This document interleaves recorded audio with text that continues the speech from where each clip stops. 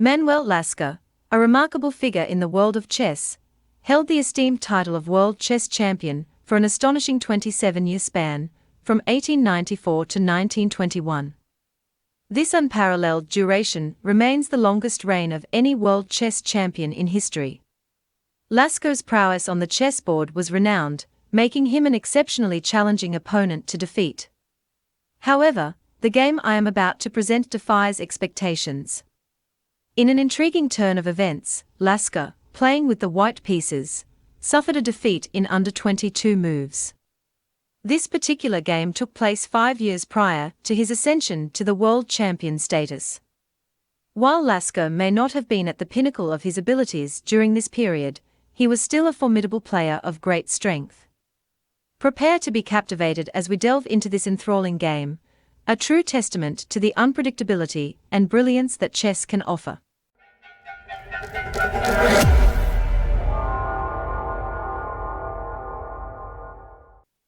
Now, let's delve into the intriguing game where Manuel Lasker, in the role of white, made his moves on the chessboard. He opted for the Vienna game, a classic opening. It's worth noting that in modern times, the Vienna gambit, characterized by the move f4, has gained popularity. However, Lasker's approach took a different path, displaying a more closed-off strategy. He initiated with g3 and proceeded to fianchetto his bishop on g2. This setup bore resemblance to the king's Indian defense. With a slight twist, the knight was stationed on e2 instead of f3. While seemingly more passive, this approach boasted solid foundations. A notable move followed as Lasker played h3, a move of strategic significance. This move aimed to prevent the opponent's bishop from reaching the potentially problematic square of c4. By doing so, he thwarted the possibility of the knight advancing to d4 and creating weaknesses along the light squares. Additionally, h3 curtailed the knight's reach to f2, ensuring a safe defense for the pawn. This well-calculated move demonstrated Lasker's thoughtful approach to limiting black's options on the board. Black responded with knight to d5, a common maneuver in chess, embedding the knight in the robust d5 square. This position was fortified by both the bishop and the pawn. However, a keen observer would notice a potential trap lurking, awaiting a careless move from the opponent.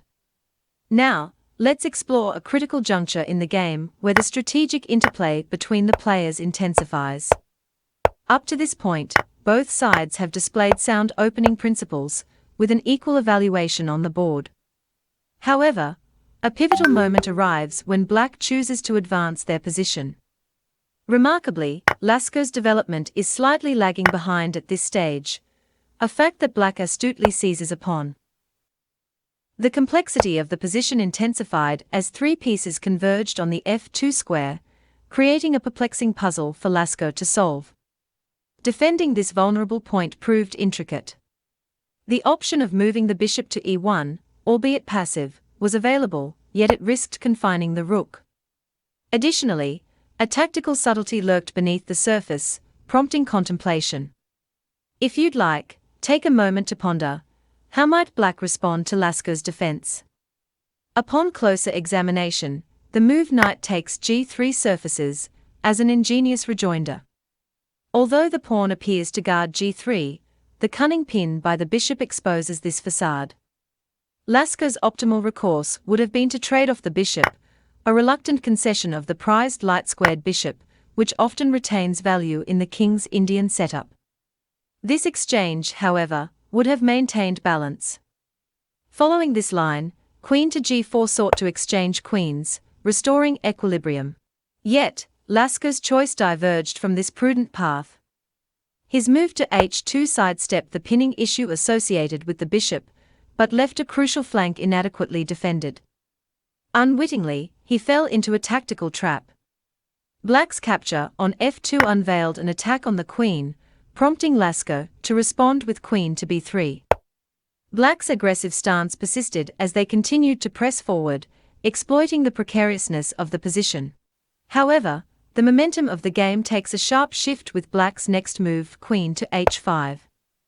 This move not only extricates the knight from its confined position, but simultaneously sets the stage for tactical complications.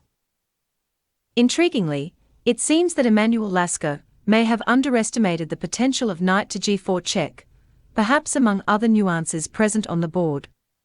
In a fateful moment, Lasker executes a move that transforms the course of the game. Queen takes b7. This decision, however, proves to be a grave blunder, with far-reaching consequences. With a swift and decisive follow-up, Black seizes the opportunity presented by Lasker's oversight. In a masterful display of tactics, Black proceeds to play rook to b8, a move that capitalizes on the notion of a poisoned pawn.